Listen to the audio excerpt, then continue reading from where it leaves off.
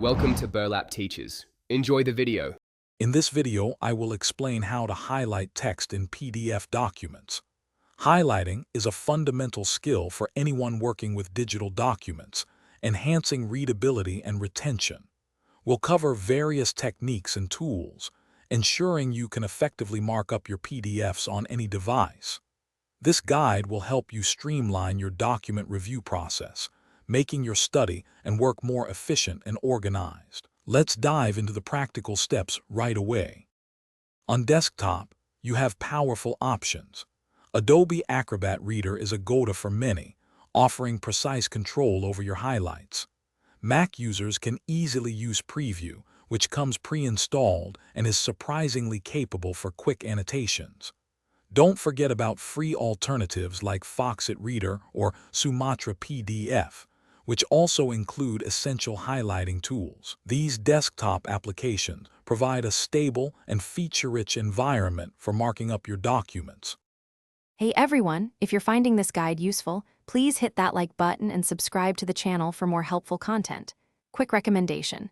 Just as highlighting helps you focus on key information, understanding your finances is crucial. A book that can truly change how you think about money is The Simple Path to Wealth *. It offers clear, actionable advice. Check the description for a link to the book and other great deals. Now, let's get back to the video. Highlighting on the go is incredibly convenient. For Apple devices, PDF Expert and GoodNotes offer fantastic annotation experiences, perfect for students and professionals. Android users will find Zodo PDF Reader and Editor to be a versatile and powerful option. Many mobile apps also let you customize highlight colors and even adjust their opacity, giving you flexibility. This makes reviewing documents on your phone or tablet just as effective as on a desktop. Beyond basic highlighting, you can enhance your workflow significantly. Many tools allow you to add sticky notes or comments directly to your highlights, providing context.